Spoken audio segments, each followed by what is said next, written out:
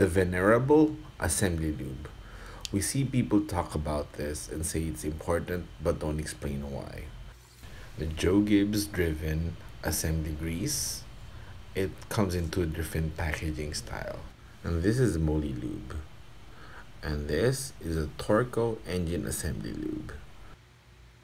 They all do a good job doing its own purpose.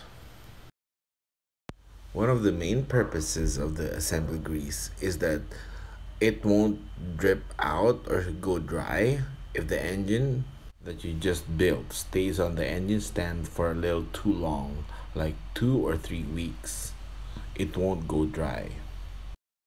There are engines that we build that has to run within a day or two. Using engine oil will suffice.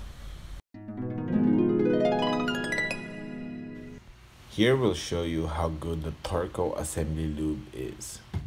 We'll put some on a rod bearing just to show you guys.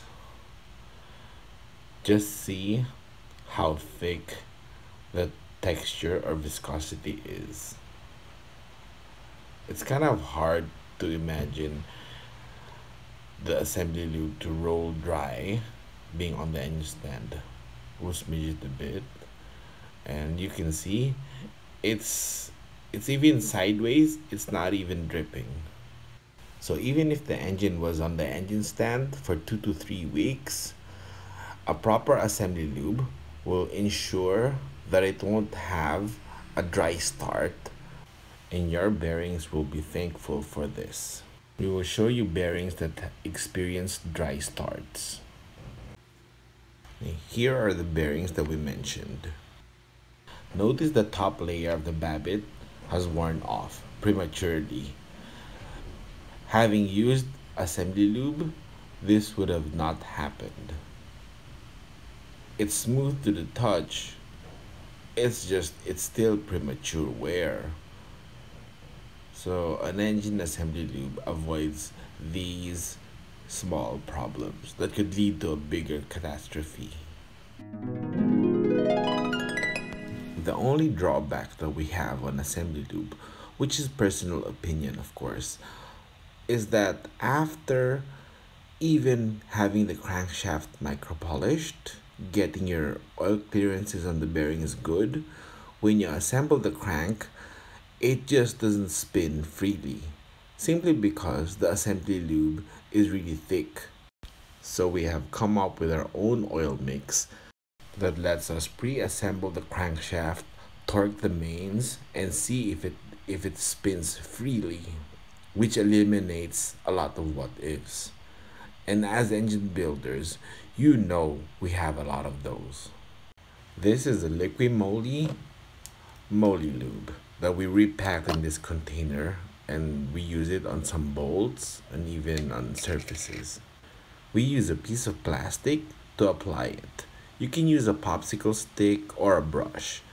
We usually don't like using a brush because we worry that it might leave a strand or a hair on the bearings. Here is a special mix that we did, which is 30% oil, 40% WD-40, and 30% mineral spirits. We also use this on plastic gauging, and you can see the link up here for that.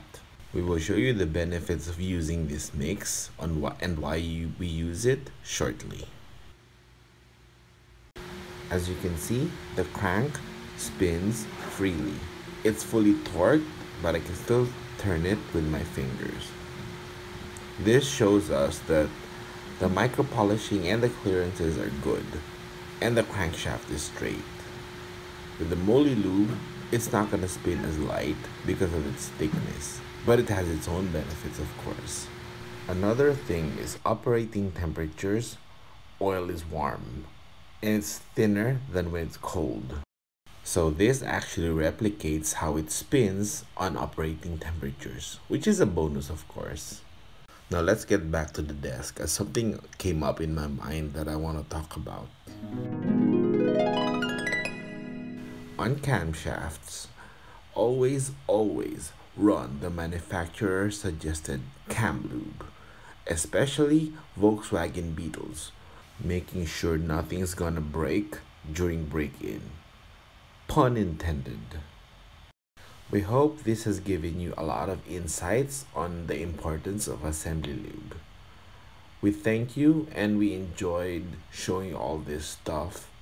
So please subscribe and hit the bell to get notifications whenever we add some more interesting procedures.